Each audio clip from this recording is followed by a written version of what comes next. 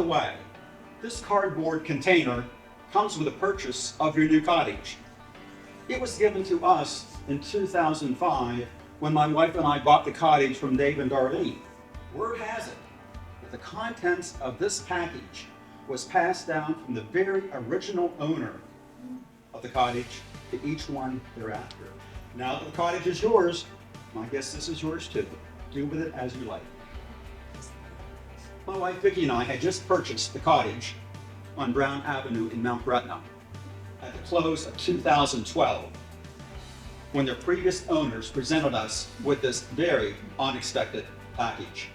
Upon opening the container, we found a 6-foot by 2-foot canvas banner, and on it were 2 words: Navajo rugs. Now, the random connection between the lives of the initial owner of our newly acquired home was shocking, because since the mid-1980s, I've been collecting Navajo rugs. And upon first seeing the cottage, Vicki and I had pretty much decided we would decorate the cottage walls with the collection of rugs that we had.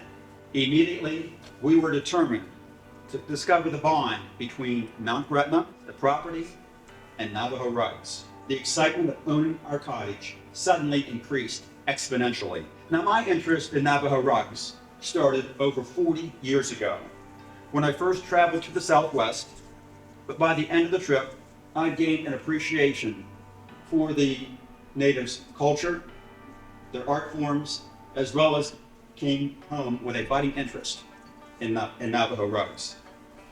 And over the next number of years, I read various books on Navajo weaving. Now, Navajo textiles adorned the walls of our home once we returned from our trip back in the mid-1980s.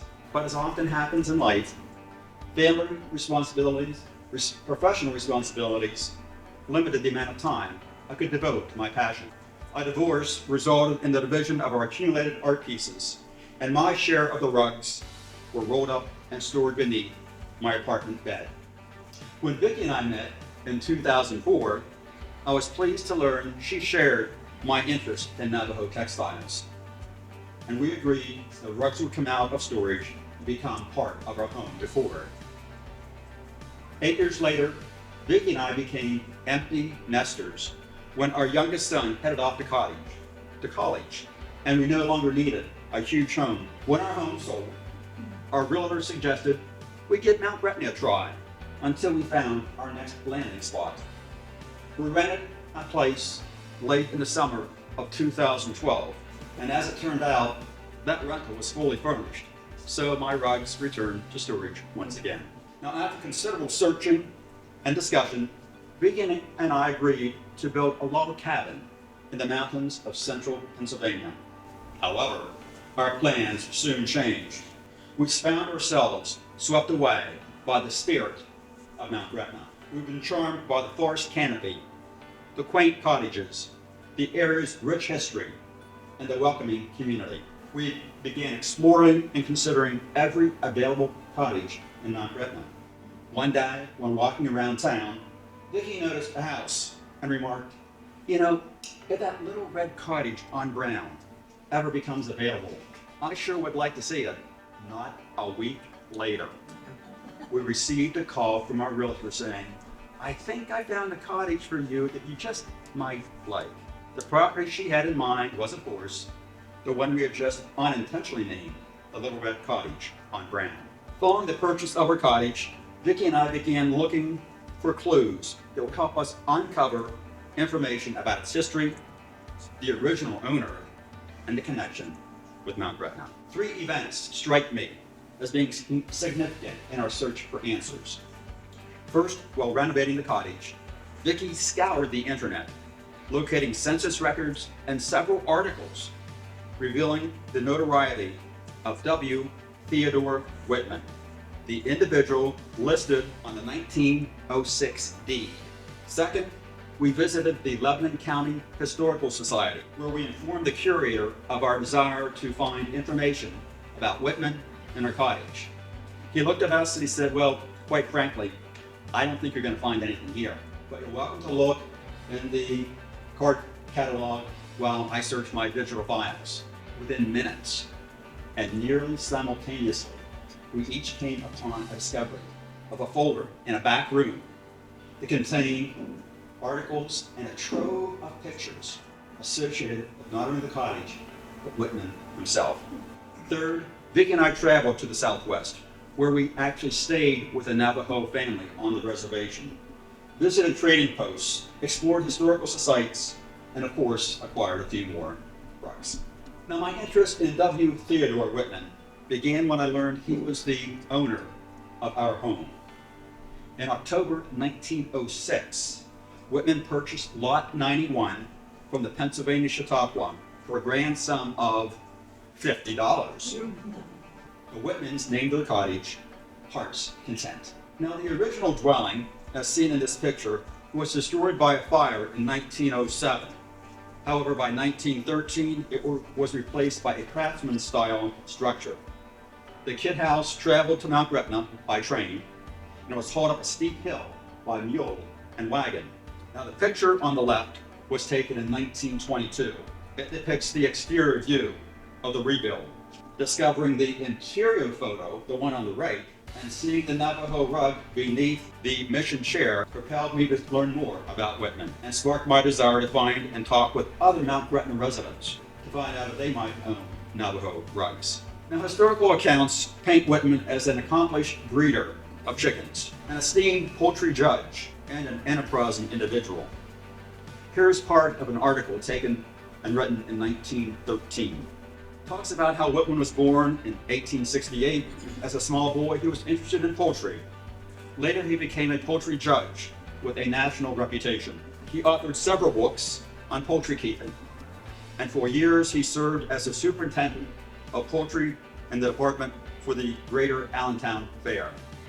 Countless newspaper articles written about Whitman, starting in the 1890s and continuing through the first quarter of the 20th century, depict him as a renowned poultry expert not only in Pennsylvania, but across the country and even into Canada and South America. He was selected to be the judge at various world expositions, and accolades attributed to Whitman include Chicken Fancier, the Crack Chicken Man of America, and Greatest Poultry Expert. One newspaper article reported that Whitman sold a dozen fertile eggs for $144, a world record at that time, equating to over $4,500 today. And we think egg prices are high today.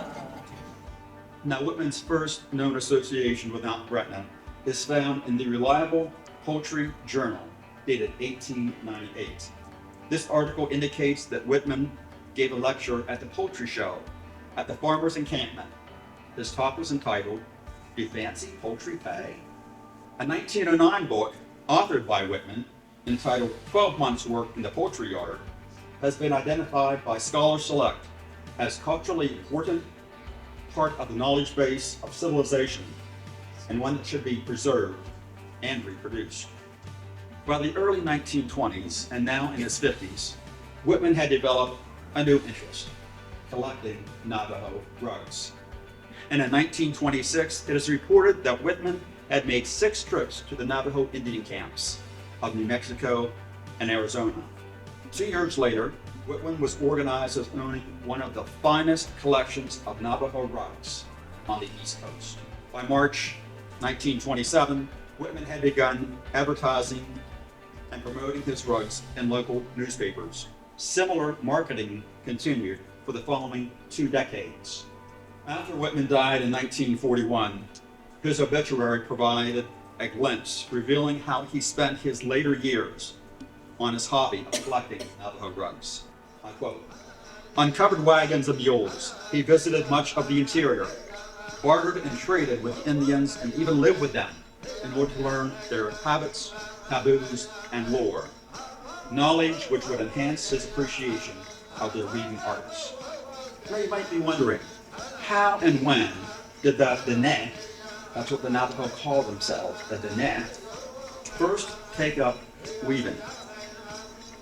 As with many things, there are 2 versions to this history: Dene history and Western history. According to Diné oral tradition, the holy people directed Spider-Woman to weave the pattern of the universe, and then told her to teach the Diné how to weave. Since she didn't possess this skill, Spider-Woman surveyed her surroundings and studied how a spider weaves its web.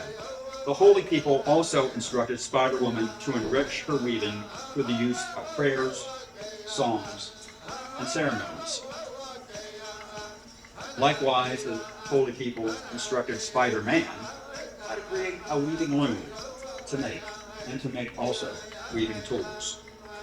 Years later, twin sons of Changing Woman, the twins' names were Monster Slayer and Child Born of Water, came upon Spider Rock in Canyon de Chelly.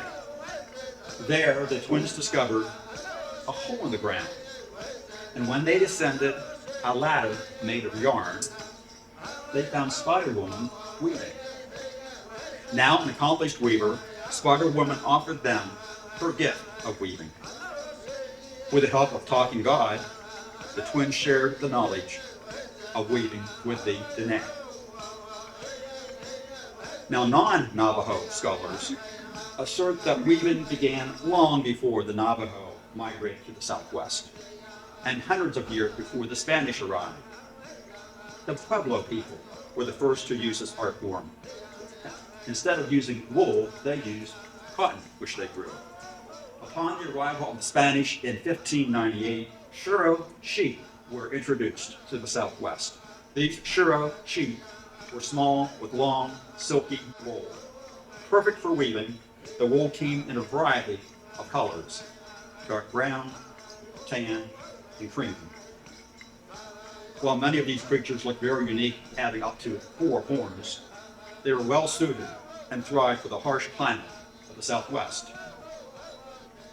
Now, persecution occurred toward the Pueblo by the Spanish military, and that led to the Pueblos revolting in 1680, wherein they turned back their harsh invaders and drove the Spanish back into Mexico. Feeling retaliation and return of the Spaniards, the Pueblos took refuge with the Navajo, and during this time of coexistence, it is assumed the Navajo learned the art of weaving. One major change in weaving came in the 1860s and concurred with the subjugation of the Diné by the U.S. government, when the Navajo were rounded up by the Army under the command of Colonel Kit Carson. They were forced on a long walk, 350 miles, terrible weather, many without shoes. They were interned at Bosque Redondo, a reservation in southeastern New Mexico. Now, prior to this time, the Diné were weaving blankets, which were used as clothing and protection from the elements. Once they had Anglo-style garments and Pendleton blankets, they no longer used the weaving for protection and clothing, but these rugs that they made were sought by people from the East. So what was the appeal of Navajo rugs in Mount Gretna? How did rugs woven by Southwestern indigenous people end up in a small rural community of Chautauqua in Pennsylvania? To answer these questions, it may be helpful to understand why Navajo rugs became popular in the East. Between the 1880s and 1920s, profound changes were occurring throughout the United States, which in turn contributed to the migration of Navajo weavings moving east. First was the arts and craft movement. This emerged to oppose the mass production of goods that was occurring at the time. Factory owners considered workers to be dispensable commodities on assembly lines, and cultural and industrial output was valued above the creativity of the individual. So activists believed that change was required to emphasize and appreciate the individual worker, both as a worker and as an artist. Now, although the arts and craft movement lasted only about 50 years, its impact was profound and influenced both traders in the Southwest and Eastern merchants who were eager to sell Navajo weavings to to waiting customers. Well-known arts and craft artisans included textile designer and poet William Morris, furniture maker Gustav Stickley, and architect Frank Lloyd Wright. Stickley, publisher of the Craftsman magazine, promoted Native American art as the country's only authentic handicraft. He stated, "The strong geometric designs in American Indian blankets and rugs enhance the straight, angular lines of my furniture." Thus, many craftsmen, homeowners of the period, proudly hung Navajo blankets, either on the wall or beneath a chair. A second reason Navajo rugs moved east was prompted by changes in home decor. In the early 1900s, the creation of an Indian room or Indian corner, a specific area devoted to Native American artifacts, was popular among homeowners. Several reservation traders, including J.L. Hubble, C.N. Cotton, and J.D. Moore, recognized this trend and produced catalogs to market Navajo rugs and promote the idea of an Indian room. Third, in the later half of the 1800s, museums focused on safeguarding what were believed to be dying indigenous cultures. Consequently, wealthy individuals embarked on preserving art collections, including Navajo weavings. And fourth, interest in Navajo weavings coincided with improvements in transportation, both the advent of the automobile and the expansion of railroads. Now, the Navajo territory became flooded with people, many who wanted to acquire weavings. To accommodate tourists, the Fred Harvey Company developed popular sightseeing concessions called Indian detours, located right along the railroad stops. These concessions sold all kinds of Southwest crafts, including Navajo rugs. As interest in rugs and Native American art spread, stores out east began stocking such items. One example was Fitch's Trading Post. In 1939, 30 miles from Mount Gretna, in Harrisburg, Pennsylvania, Catherine Fitch established Fitch's Trading Post, an enterprise that would remain in business for 70 years. Now, countless newspaper accounts reveal that just like Catherine Fitch, Theo Whitman traveled to the Southwest to acquire rugs and other art to sell from his cottage in Mount Gretna. Whitman, like Fitch, appeared to have developed a relationship with those from whom he purchased his weavings, quoting, "even living with them in order to learn their habits, taboos, and lore."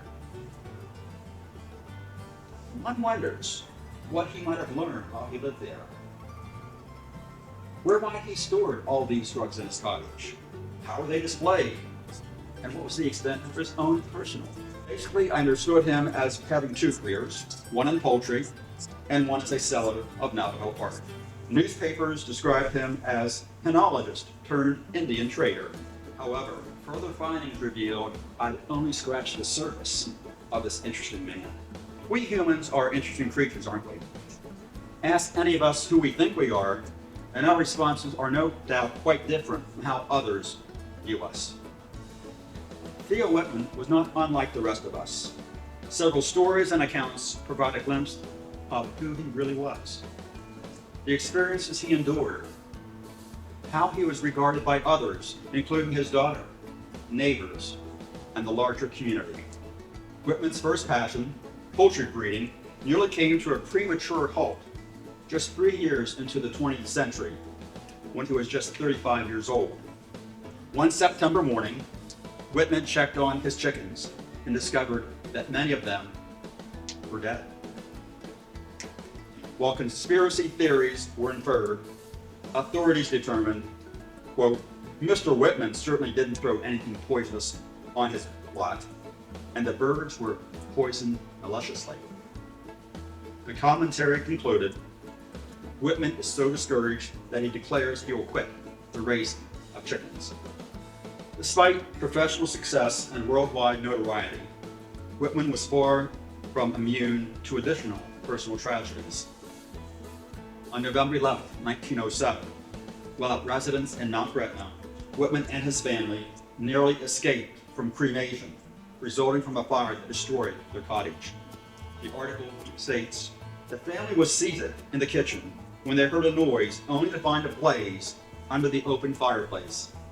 The water supply of the colony had been cut off for the winter, and there was only one bucket of water near the cottage. Mr. and Mrs. Whitman were scorched in their efforts to rescue their children, Jean and Helen. Mr. Whitman had to run a mile to get help, but the cottage was in ruins, as were the two adjoining cottages. Due to a terrific wind, the flames spread so fast that nothing could be saved. Now, the November 1907 accident was not the first catastrophic inferno experienced by Whitman. 36 years earlier, May 1871, an article entitled "Terrible Accident, a Woman Burned to Death by Gunpowder. 2 children also burned." This article read, "A more horrible accident we are seldom called upon to chronicle. It appears that Mrs. Ida Whitman went to the barn to set a hen.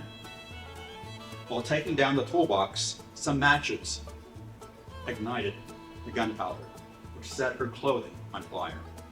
Her frantic screams brought her husband to her assistance, but before he could smother them, she was burned to a crisp." Colorful language in those days. Her eldest son, aged about 3.5 years old, was also burned very seriously. The boy, at last accounts, was still living, though he was by no means out of danger. Theo Whitman was a 3-year-old boy who was burned in the tragedy that took the life of his mother. Now, information regarding Whitman was revealed in an early 2016 telephone conversation I had with Ruth Paul. From the time she was born, Ruth spent her summers living in Mount Gretna. Ruth recounted, "I recall Mr. Whitman going out west to the Navajo Indians and bringing back rugs and jewelry and selling them from his cottage." Ruth said, "I was born in 1920, and so as a child of 5 or 6, I recall him selling things." Now, Ruth wanted to make sure I understood certain points about Whitman. First, she said, "Mr. Whitman didn't want anyone stepping on his property. He would sweep it every day. Woe to anyone who stepped on it. He didn't have the greatest of dispositions." She also emphasized, all were in awe of Mr. Whitman. You didn't want to aggravate him. His wife was pleasant, but he had a temper.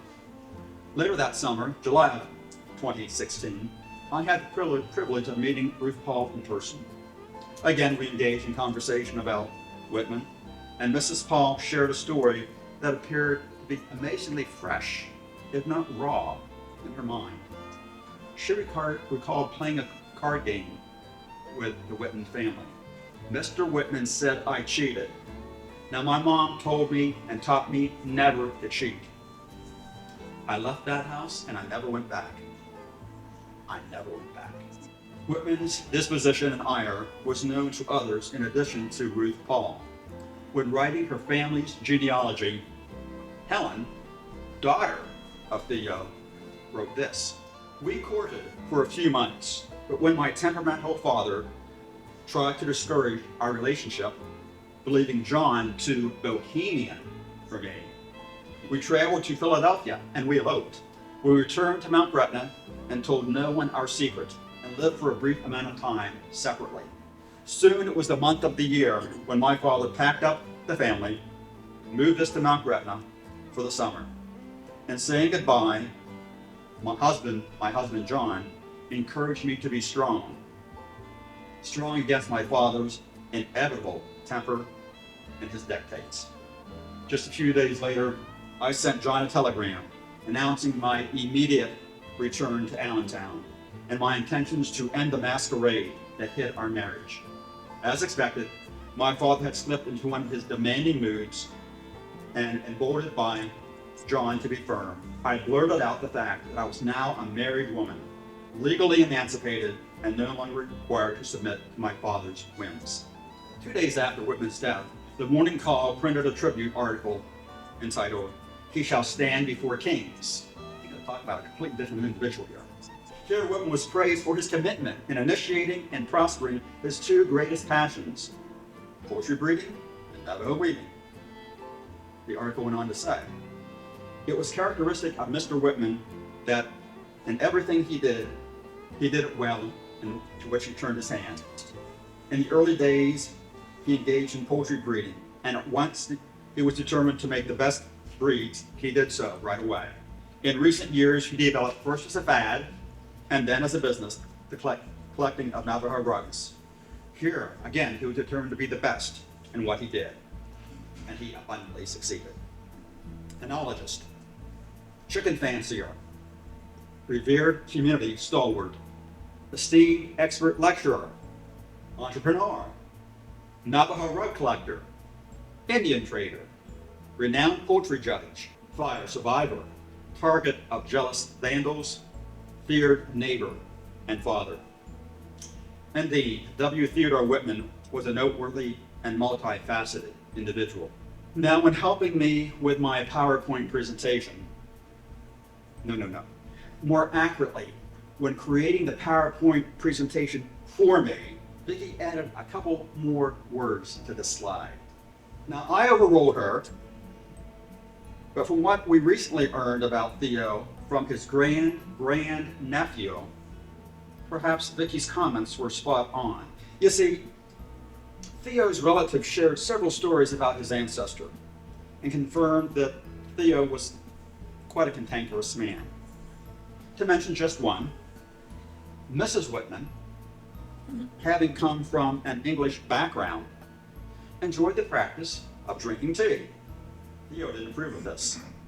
And on more than one occasion, he searched the cottage, and upon finding tea and the teapot, gathered them up and tossed them down the outhouse toilet. What was that descriptor Vicki wanted to add to this slide? Controlling SOB. The moral of the story is, don't question your wife's instincts about men. Now, during the time Whitman visited the Southwest, he may have learned and appreciated that weaving was a time-consuming process, one which started long before the loom was even warped.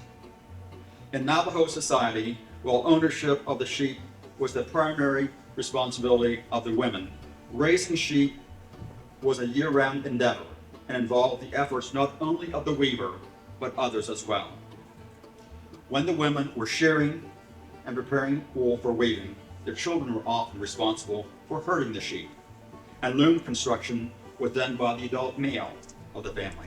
At the time Whitman visited the Southwest during the winter months, the Dene would have been living in their hogans. The young lambs, born earlier in the fall, would have been anywhere between 3 and 6 months old, and the sheep would have been free of scabies because of the dipping process that occurred sometime in mid-October. Their wool would have grown thick and long, as shearing would not have occurred yet. That would occur later on, perhaps in April. Now, one has to wonder if Whitman noticed the parallels between the year-round activities of raising sheep and those of his activities when he was raising chickens. Now, weavers typically need about 400 yards, or 4 football lengths, field lengths, of yarn to weave a 3x5 foot rug, something that size. And on the average, the hours needed to work the loom and to weave the rug of that size using, let's say, commercial yarn would take about 200 hours. Twice that long, or 400 hours, would be needed if they used yarn right from the sheep that needed to be sheared, carded, cleaned, and perhaps even dyed. According to one of my trader friends, Billy Malone, he says a good weaver can accomplish about 1 square foot of weaving a day. As far as wages the weavers would have been earning during the 1940s, consider the information. Navajo rug, something different, famous, beautiful, long wearing, all handmade, various sizes, $5 up. While this scenario does not include the size of the rugs or the percentage paid to the weavers, one can easily conclude that the weavers' hourly wages were quite minimal. When I first meet people, it's not uncommon for me to ask them to share their passions, things that are near and dear to them. The answers are fascinating, and often lead to some very meaningful discussions. Of course, when asked about my passions, Navajo rugs is at the top of the list. And I've discovered in Mount Gretna others who are collectors of Navajo rugs. Many of them have them hanging in their homes in Gretna. I enjoy seeing their collections, hearing about where and when the rugs were purchased, and learning about their provenance. Some current and former Gretnaites of whom I am aware include 4 or 5 women who purchased rugs from Theo Whitman himself. One, Nancy Besh, now 98, her parents purchased this rug from Theo Whitman. He doesn't quite know what year, but this rug was in Nancy's cottage for many, many years. Nancy stopped coming to Mount Gretna about 2 years ago. Her children now come to the cottage, and I told them if Nancy ever wants to get rid of this rug, you need to look up. They looked me up, and sure enough, I traded for this rug. Now my nickname is Stone. I make things out of stone. So I made her what I think is a beautiful table lamp out of stone, and I've got this fantastic Navajo rug. There's a physician who lives in Mount Gretna who is the caretaker of his son's cottage.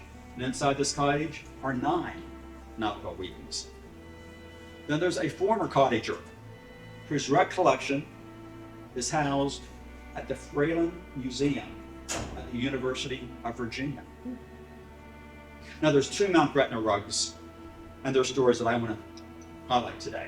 First, Lois Herr's Navajo rug. Lois Herr is a former resident of Mount Gretna, and her rug is a, quote, old crystal. That's the type of rug, old crystal rug, probably woven around 1920. The author of several books, including her family history, Lois provided a detailed description of her Navajo rug. She said, in 1923, my great-grandmother and my mother took a train ride across the country.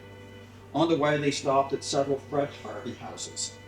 These locations also served as prime locations for travelers to see and buy Indian art and rugs. They bought the rug. The rug went from my great-grandmother's farm to my mother's farm, and that's where I first saw the rug. Eventually, the rug came to me in Mount Gretna. Now, for a 100-year-old rug, it's in pretty good condition. Minimal damage, not much fading. A provenance story makes the rug all the more special. And the account shared by Lois increases her rug significantly in its value. I received a text from Jessica Soft indicating that she and her husband, Ed, were owners of the Navajo Yay rug. While sitting on their deck one warm Sunday afternoon, Ed recounted the story of how the rug came into his possession. Ed shared this.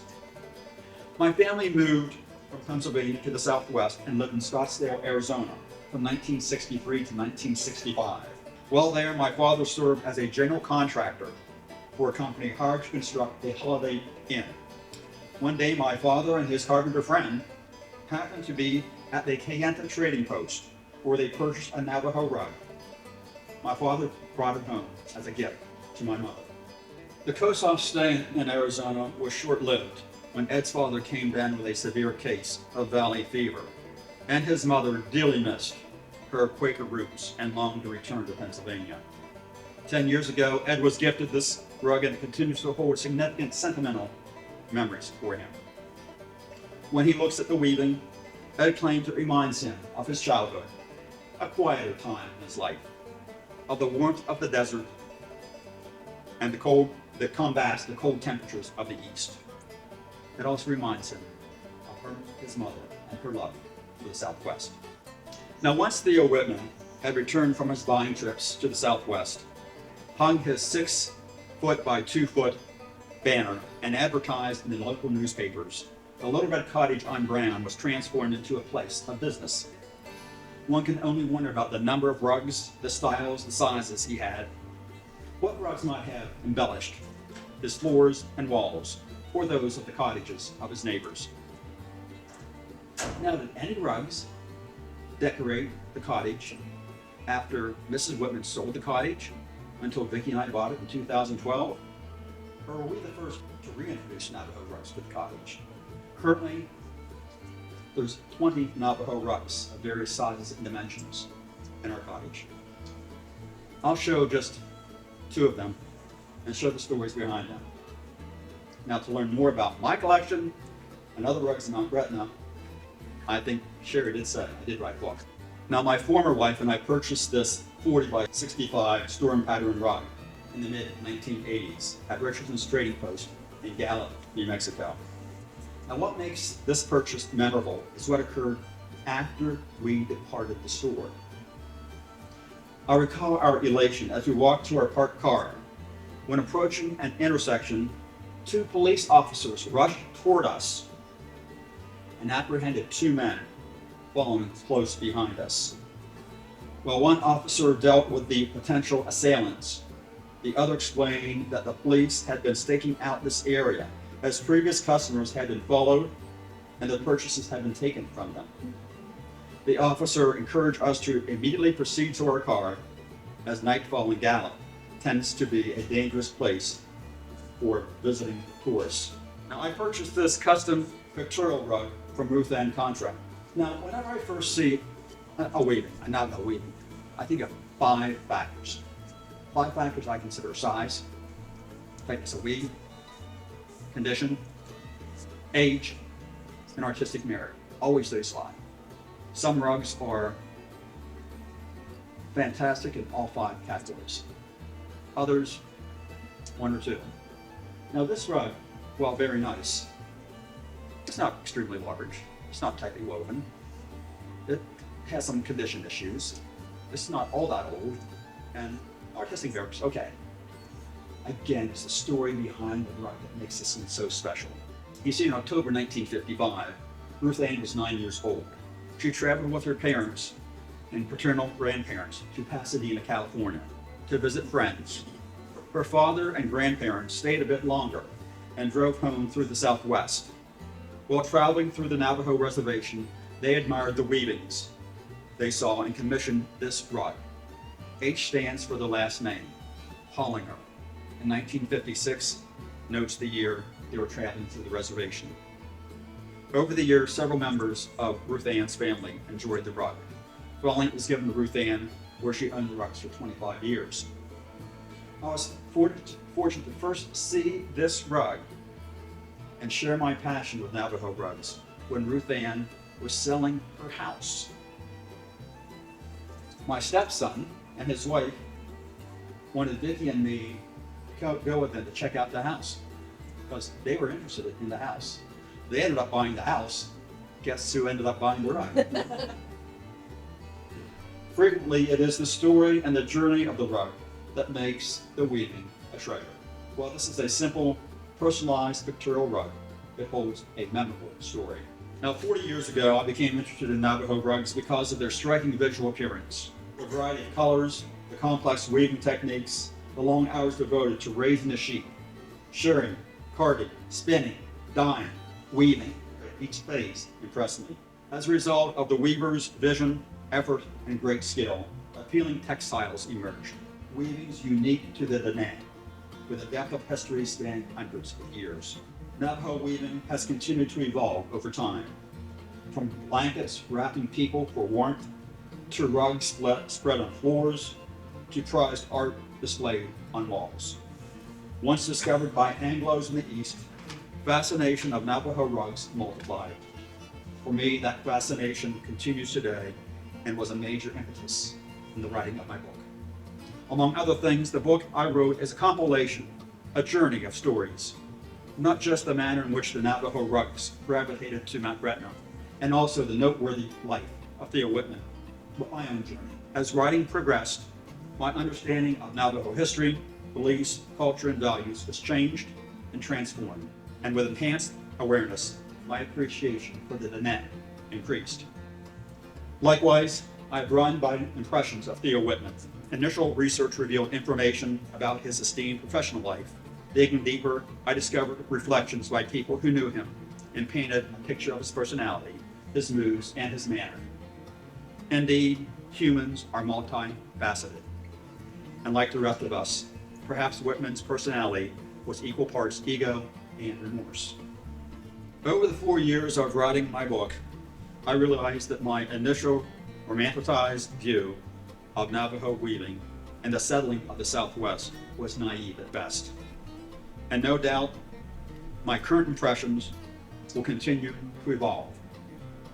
One thing for sure, I will continue to admire the work of the Navajo weavers and hopefully add to my collection of rugs. Likewise, I will persist in the hunt to find additional stories regarding the Lower Red Cottage on Brown.